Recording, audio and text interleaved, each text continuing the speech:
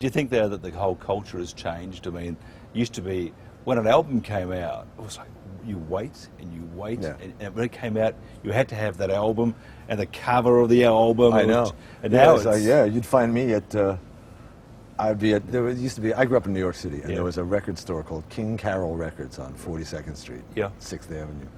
I'd be there at 9 a.m. Monday morning, forget school, you know. Forget it. I was there to get the new Stones album, you know, when it came out. I was there. The new Zombies record or whatever, I'd be at this place because they'd get all the stuff first. And that was the whole deal. But I don't know if it's different. You know, I don't, you know, I'm so old now. I don't know.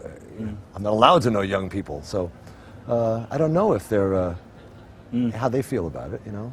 But records are selling. I know that. People's records sell. New artists are selling. So I wonder when I talk to these, you know, record company presidents who just have a negative take on it. But what about, you know, like bands like Muse, you know, who they're not even new anymore. These guys are fantastic.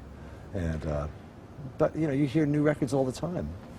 You mentioned the Stones. I'm just thinking, you waited for the new record to come out, and now you know you play with the guys, you know the guys. I mean, what a trip that is. Yeah, it's pretty wild. Do you sometimes sit back and you think, wow, just what a journey?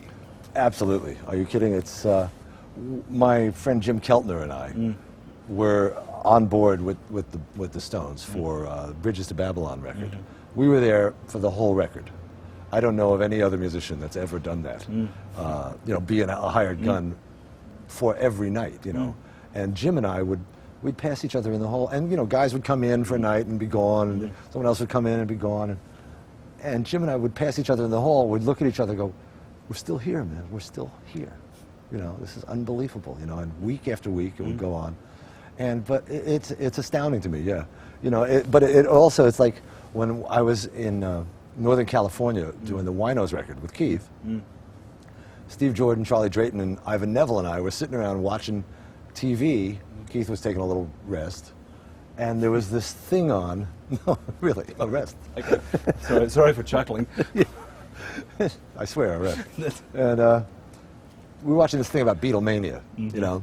And this is like the second record now for Keith. We've already done the first Winos record, and it was great. But we're up there doing the second one, and we're watching this thing on Beatlemania, and we're like sitting there, and we're all like, you know, 12 years old again, 15 years old again. Look at that, look at that. Keith comes down the stairs, looks at the TV, and just keeps walking, goes, done that. I went, oh my God. You know, you forget.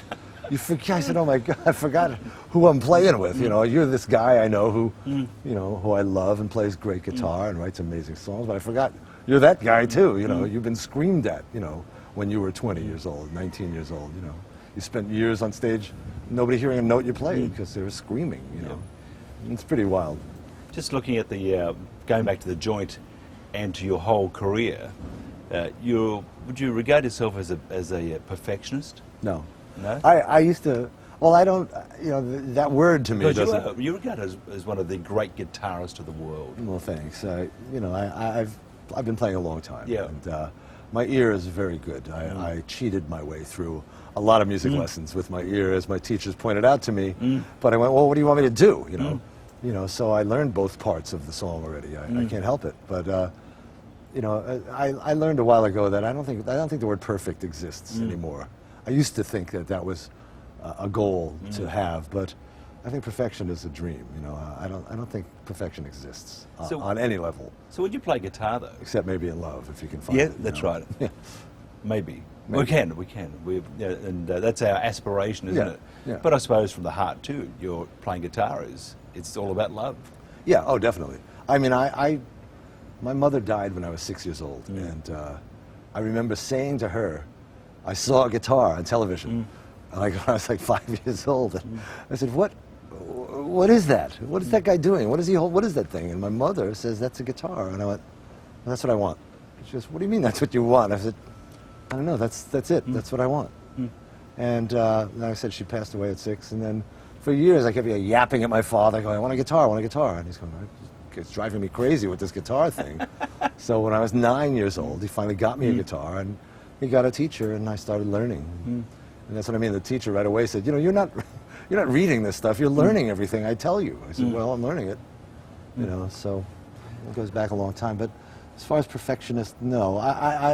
I'm tough on guys. You know, I know, you know, you can't do what we do at the Joint unless you really love those songs. You can't reproduce them the way we do unless you really, unless they mean, it's like Van Cliburn playing Beethoven. You know, you have to really believe you can do the job to show that composer how well you can play his song. You know, that's how it is to me. It's the same thing.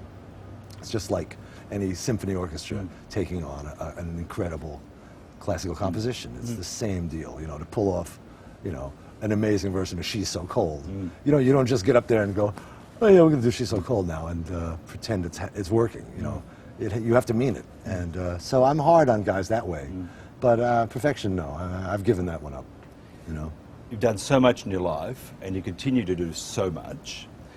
Imagine all your friends from the industry, and they're all standing around you, which is pretty scary if you think about it. And we're all sober at this stage. But but they would, if you were to say to them, in one word, how would they describe Waddy? How would they describe you in one word? Loud. I don't know. That would be. You'd have to ask them that. I can't say. Well, okay, if you were to tell them though in one word, how would you describe Waddy? Persistent, maybe. I don't know. Hard to say. Musical. Waddy, it's been a pleasure. Thank you very much. Yeah, my pleasure. Lovely. Thanks, Thank you, Mike. sir. Out of sight. Lovely. Great.